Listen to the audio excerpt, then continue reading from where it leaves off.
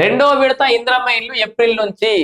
So రాష్ట్ర వ్యాప్తంగా ఇందిరమ్మ ఇండ్ల గురించి ఎదురు చూస్తున్న వాళ్ళందరికీ ఒక గుడ్ న్యూస్. ఏప్రిల్, సో ఇది జనవరి కదా, ఫిబ్రవరి, మార్చ్, ఏప్రిల్ నుంచి సెకండ్ ఫేజ్ ఇందిరమ్మ ఇండ్లు కొత్త శాంక్షన్ కాబోతున్నాయి. చాలా మందికి ఆల్రెడీ శాంక్షన్ అయ్యి కట్టుకున్న వాళ్ళు వాళ్ళందరూ మీ ఆ విషయాలు మీరు ఇడిచిపెట్టుర్రి. మీకు కొత్తగా అవకాశం వచ్చేది ఉంది ఏప్రిల్ నుంచి.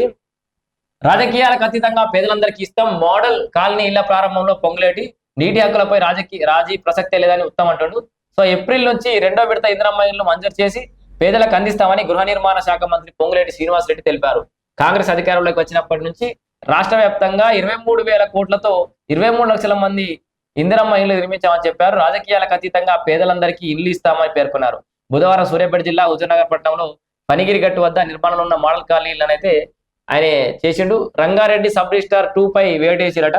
2,000 కోట్ల మక్తా మహబూబాపేట భూమి రిజిస్టర్ చేసిన మధుసూదన్ రెడ్డి అక్రమార్కులకు సబ్ రిజిస్టార్ సహకరించిన ఆరోపణలు, సస్పెండ్ చేసిన రిజిస్ట్రేషన్లు.